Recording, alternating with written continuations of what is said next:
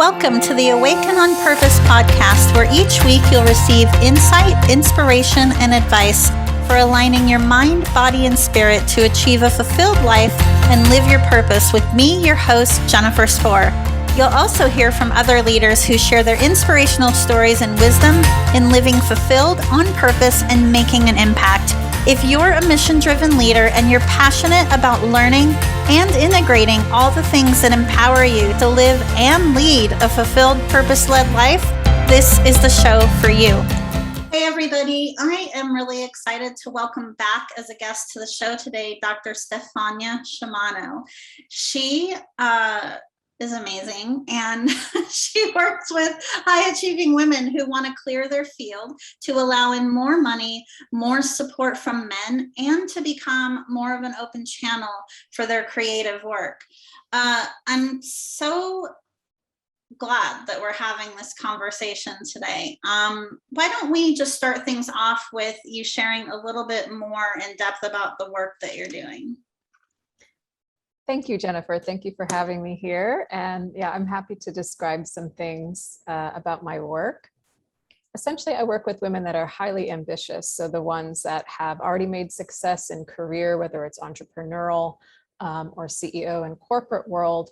And we have been taught, I know I was taught also, to push, and to do these high adrenaline, high voltage jobs.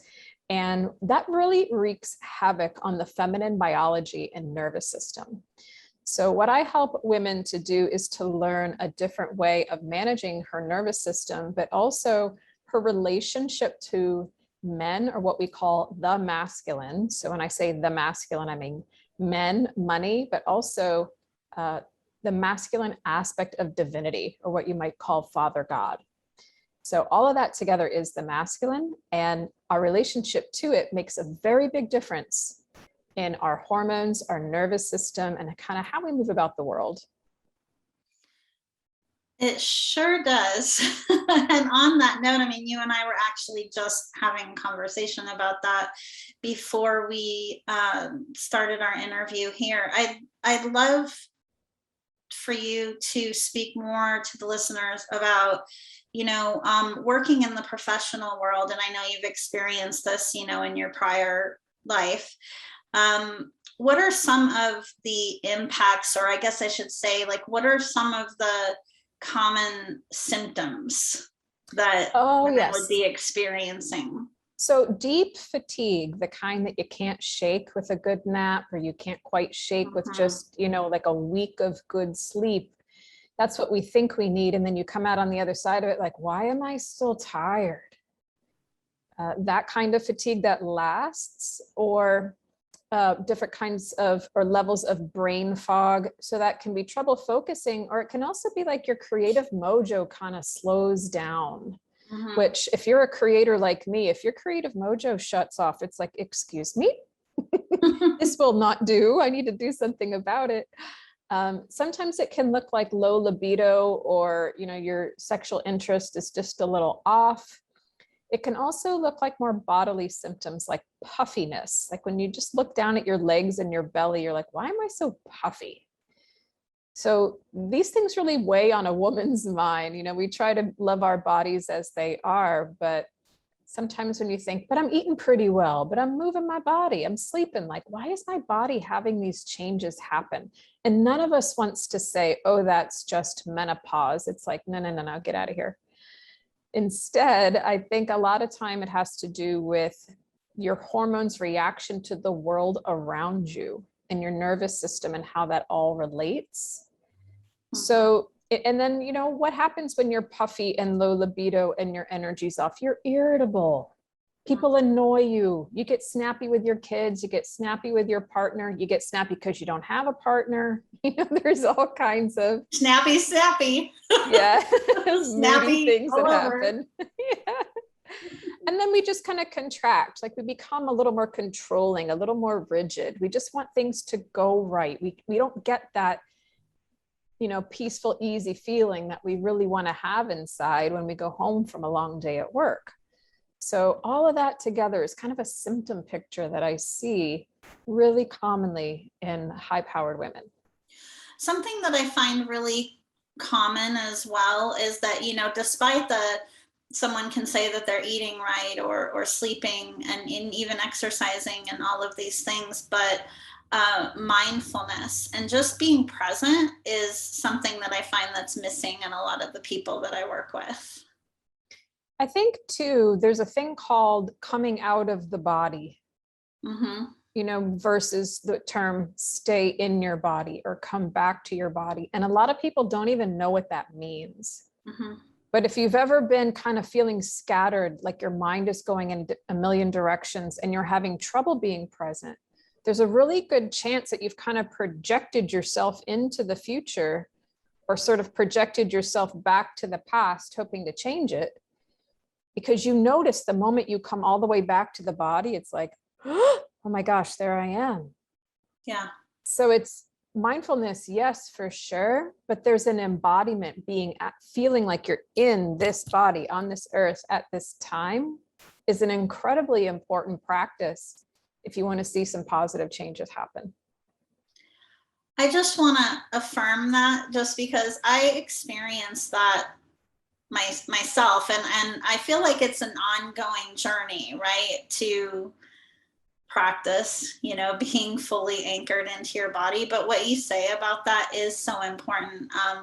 So many people, I mean, not just women, right? But just so many people in general spend so much of their energy focused on the past or on a future that really only exists in potential, and our ability to make an impact, or to create is really where we are, being in our body now.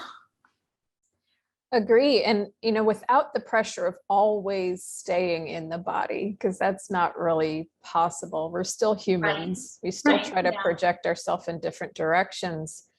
But we will also observe that the more you come back to present, back to the body, the nervous system will start to naturally calm itself out of fight or flight and into more of a parasympathetic, softer, more open vibration. And that is a healing frequency. So it's sort of like, what would be step one for your listeners? Not that you asked, but I... No, go right ahead. Yeah. But to come all the way back, like you could just even put your hand on your chest and feel your hand touching your skin and be like, phew, I'm here in this body now. And then feel how the nervous system kind of anchors and slows down. It's like, phew, okay. I feel that. I feel that as I'm listening to you speak, for sure. That's great. Before we hit record, we were touching on the need for women to really be able to, turn their switch, or I can't remember exactly, the word that you used, but talk to us more about that. So we were talking about switching from boss lady to the woman you want to be at home. Yeah. So as boss lady, we are always in decision and direction and being in charge and making sure things go in a specific direction with a specific outcome in mind. That's a lot of what our boss brain has to do. Well, those are all very decidedly masculine frequencies: decision, direction, provider, protector. That's all masculine frequencies. When you get home to your children, they need soft, nurturing mommy. They want the softness. They want to be heard from a different way. This is a little more about feelings and emotions. And myself as a single mother, I definitely had to do all the direction and decision, but I even observed in my son's behavior that if I softened up and I kind of relaxed back into my body, he had better behavior. He listened more. He was more receptive. He was quicker to laugh. And I started to think, oh, this is something. That, and so I'm no longer with his father, but when I came home all like kind of loaded for bear from my work day, like charging ahead, he and I would butt heads like crazy. Because it was like a man walking into the locker room with another man. It was like a battle of wits. But he wanted his soft woman. He craved my femininity. He craved me being open to letting him make more decisions for our family, and to come from a place of how things felt to me versus all the thinking I did all day. So there's a switch, sort of, it's an imaginary switch in the brain, in the body, that we women need to learn about so that our relationships at home are different. And so that our nervous system can come out of all of that adrenaline and into that openness that makes life a whole lot juicier and feel more supportive to us.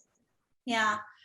I love that you bring that up, because although, I mean, you know, you're not coaching specifically around relationships, but the importance of having that switch is so key. I mean, I experienced that myself. I realized that because I'm used to being in charge, right? I was a leader in my corporate role, and I have my own business. And I realized at one point that a lot of that behavior was bleeding over into my marriage, so to speak. And I took a step back and realized, you know, I was being a bit overbearing.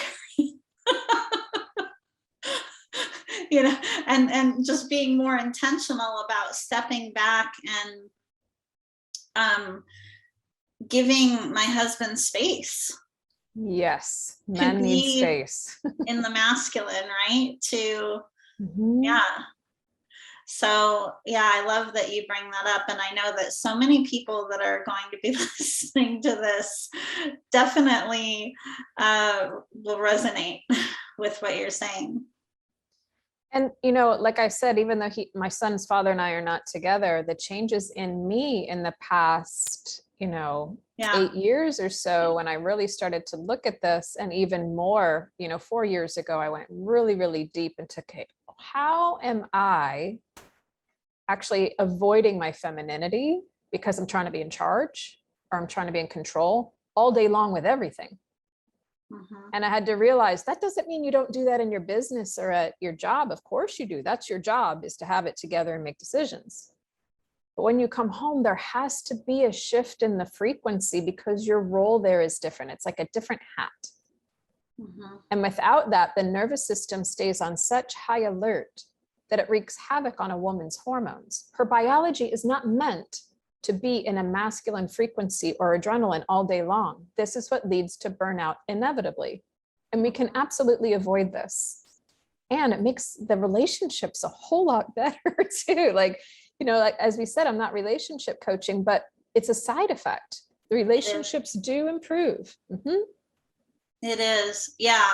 And again, I attest to that. I really saw that, realized I was doing that, and intentionally sought to make a change. Something that I would love to get your thoughts on, that I know is also common but not widely talked about, is how unhealed trauma impacts a woman's ability to balance those energies. I love this question. It's a funny thing, because most women, once they've gotten to a pretty high level in their career, whatever it is, have done some kind of therapy, trauma work, personal development work, where they've looked at what I call the 5 core wounds. Mm-hmm.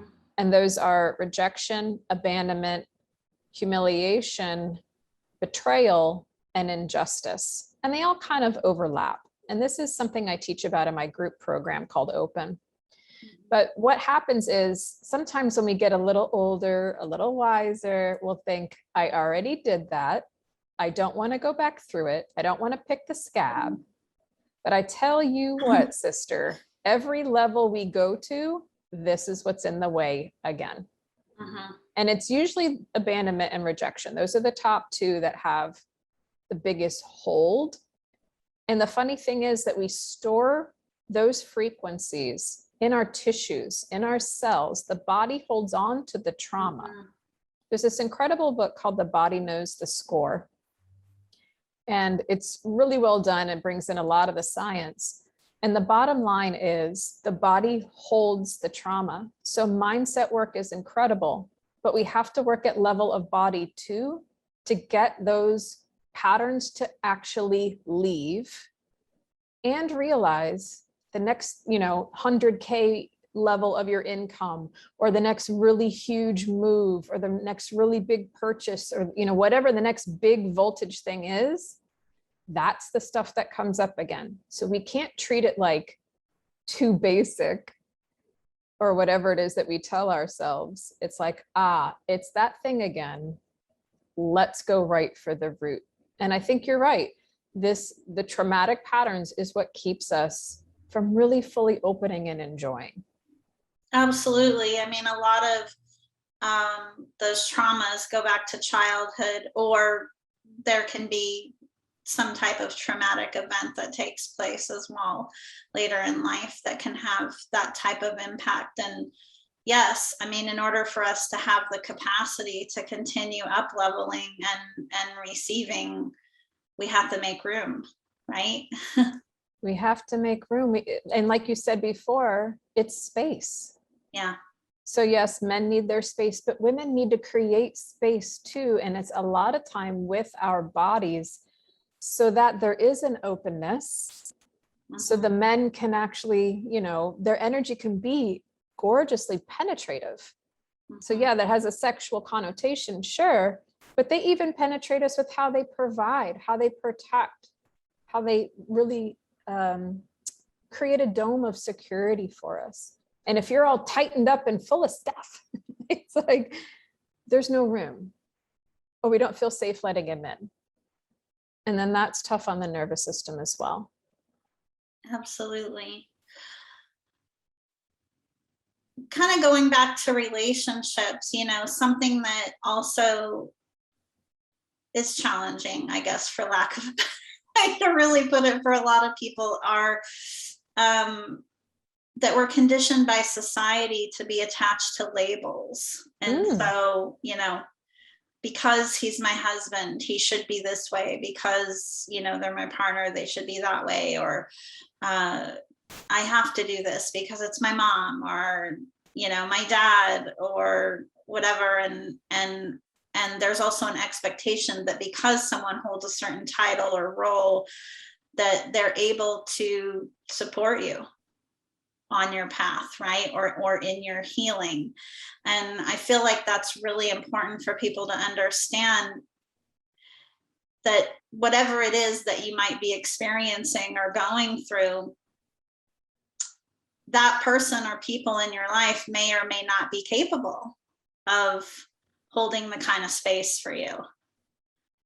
That is such an important point. It's like, I like the term energetic capacity. Yeah.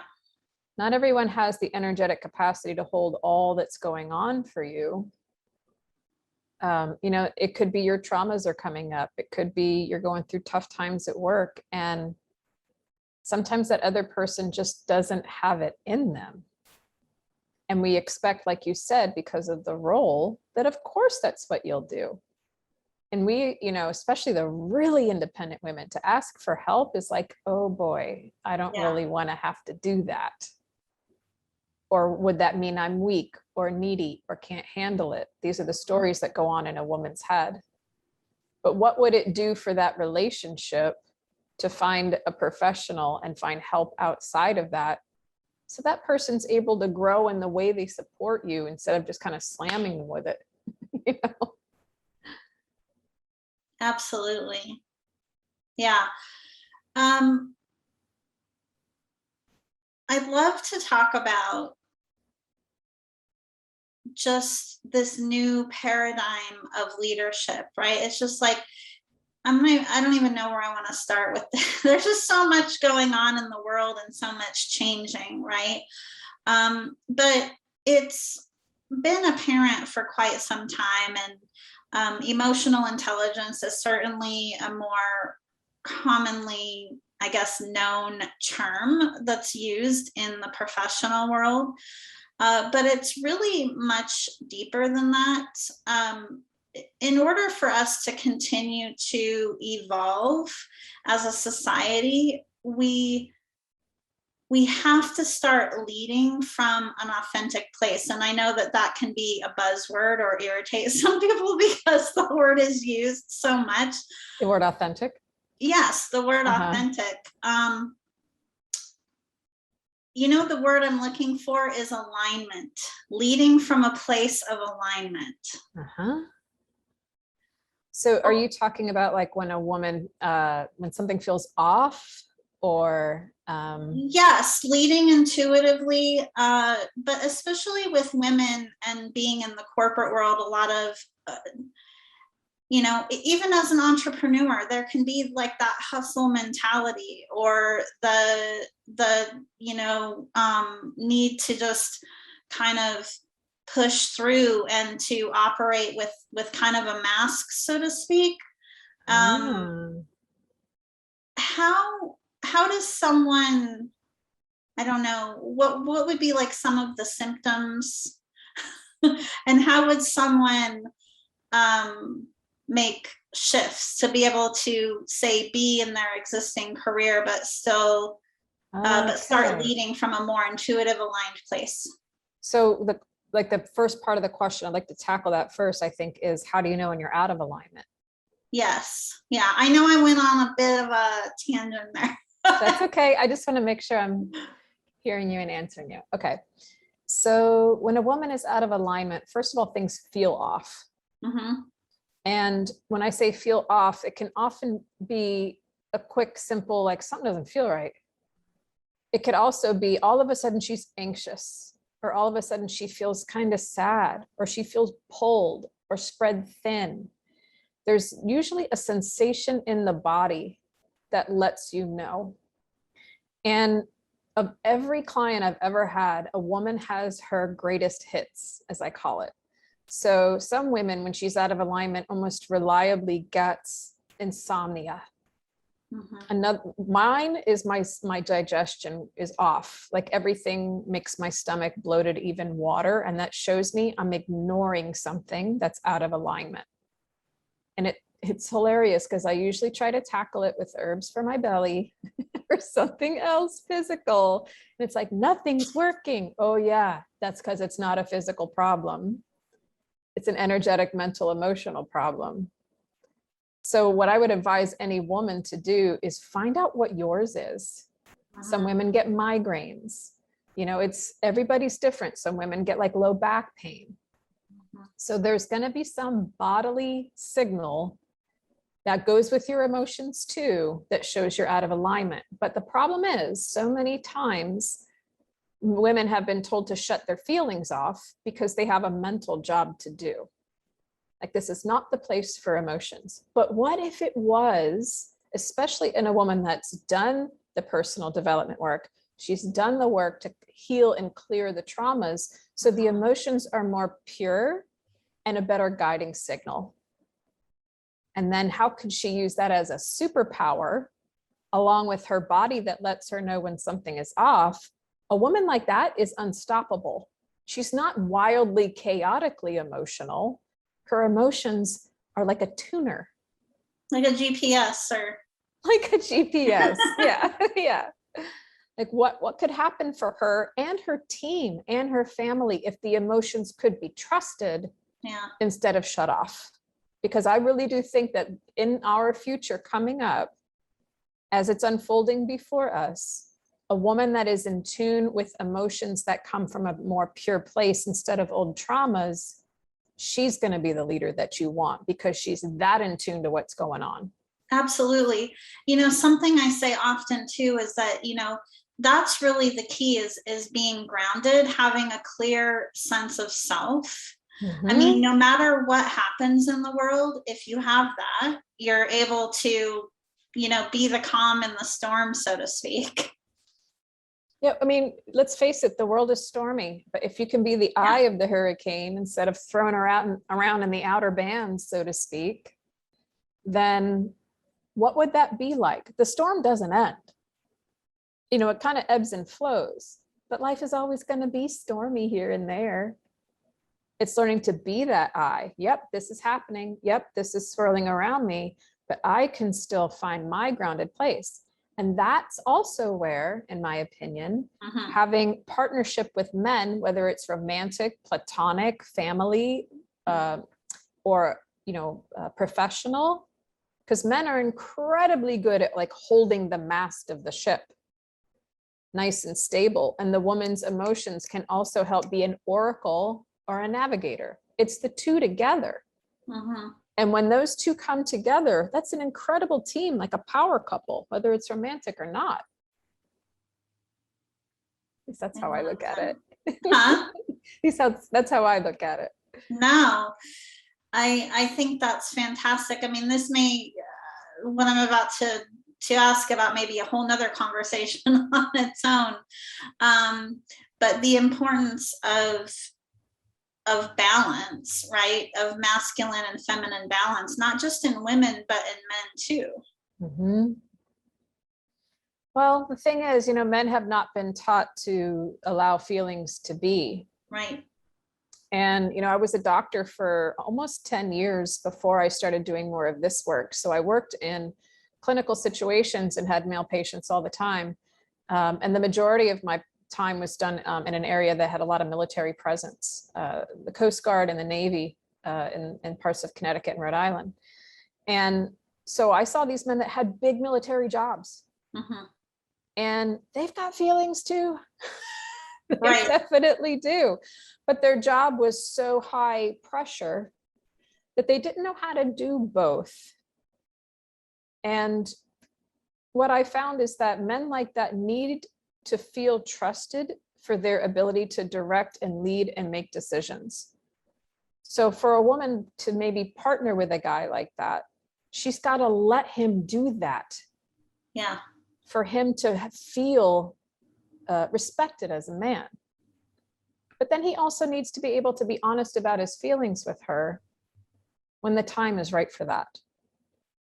So his own balance, although it's like a spectrum, right? More masculine, more feminine, then there's somewhere in the middle. We're not supposed to be right and smack dab in the center and hold it there. That's just not even possible.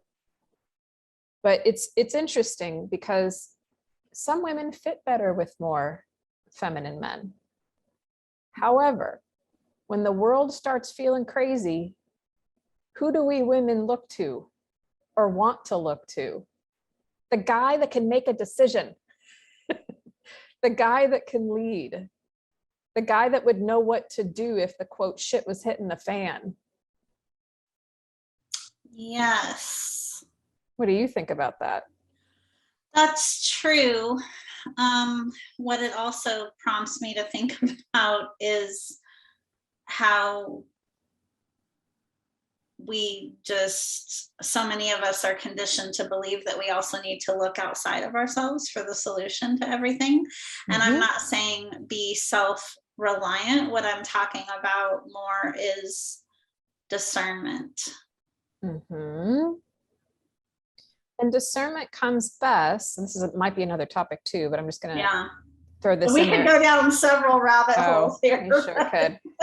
For a woman to have clear discernment, she needs her body and her spiritual knowing to be in alignment. Yeah. So the spiritual knowing gives you the truth. It's like the crown, if you want to talk about, energy centers way up here above your actual head. And then there's the knowing of the gut. And if your gut is off, meaning your digestion gut, if you've got a lot of parasites, if you're not digesting well, if you've got a lot of food intolerances, your gut will not give you accurate answers. So when people always say, trust your gut, I'm like, yeah, but what's in that gut? What's going on? Or if your gut is all full of trauma, they're going to reject me. They're going to abandon me. I got to protect myself. I've seen this before. This is so scary. If that's what's in the gut, you don't believe the spiritual truth in the better direction. So part of the work that I think a lot of women need to know about is how to get the body unburdened from all of that stuff so her gut can be trusted. So the discernment is correct. Yeah, that's great. So I'm going to put you on the spot and sorry. Do it. So when we talk about that, right, the ability to clearly discern, let's just go with like, what would be because you're saying that they have to know how to do that, right? How to peel back the layers. So what would be the top 4 steps in chronological order that you would tell someone who would be just getting started with assessing that?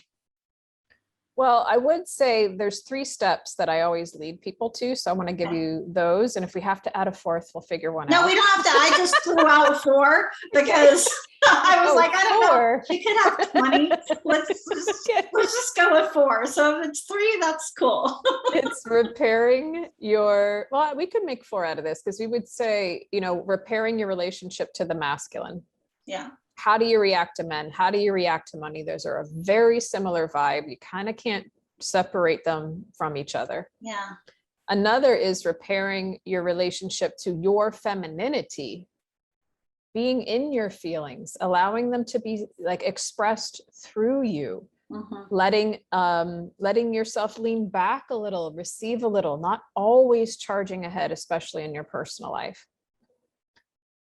The third one would be learning to manage your nervous system differently. You have got to come to a parasympathetic, which is the opposite of fight or flight. Parasympathetic is a healing mode. It helps you sleep. It helps you digest. It's there when you open, sexually to your partner. So really repairing the nervous system from all the high voltage things you've come into contact with, whether it's trauma or more recent events. The nervous system is everything. And the last one would be learning to move these densities out of the body. So this is what sounds a little more woo. It's got, not quite as much like scientific research. Well, we're all about the woo here. So. Oh, good. Okay. So we're really moving that density out so it will change the vibration and frequency of the body, even at cellular level. So that, that's a lot of what my work does. But, a lot of intuitive healers do this too, in different ways and, different degrees. So those 4 things together, repairing with the masculine, repairing your own femininity, managing your nervous system differently, and moving these densities out of the body so it's not all brain. Because if you look at a flow of how the body will actually change, it begins in the mind, because the mind has to be on board. We live in a mental universe. And then the frequency will change, and then the body will actually change. So the body is matter. It's easier to change energy than matter. So you start with the energy of the mind, then the frequency, then the matter will actually change. This isn't all about supplements and diet. It's got to begin with the mind. Science and woo work together. Oh, yes. Oh, yes, they do. This is so awesome.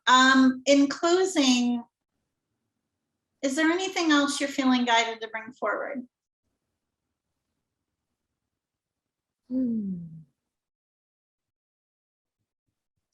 I think it's important to bring up that there are a lot of people that are on the spectrum of even masculine, feminine.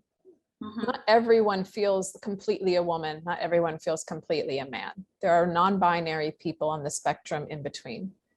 And although my work does talk about masculine, feminine, and can be considered quite heteronormative, I think it's important for people who don't identify as either one of them to realize that you can still be helped by a lot of these concepts. Meaning, you can still repair the traumas. You can still repair how you react to men. You can still repair how you react to women. A lot of this goes back to mommy, daddy stuff. You can still change the frequency and vibration of your body so that your hormones and nervous system feel good and support you on your mission. So it just feels important to bring, kind of everyone into the conversation. Even though we pointed in one direction, it can still apply. I'm so glad that you brought that up. And I agree. I mean, you're amazing at what you do, by the way, in case I haven't told you lately. But no matter how someone identifies, there are a lot of key points that can be taken away and applied from the conversation that we've had today. So thank you so much for bringing up that important point. And thank you for taking the time to come back and talk with me today. My pleasure. Thank you for listening to the Awaken on Purpose podcast. Please visit me and subscribe to the podcast on iTunes or at awakenonpurpose.com so you never miss an episode. To learn more about how you can achieve a fulfilled life, live your purpose, and make an impact as a mission-driven leader, visit me at jenniferspore.com. And while you're there, be sure to join Awaken on Purpose, the community, to connect, collaborate, and grow in business and life with others who are like-minded.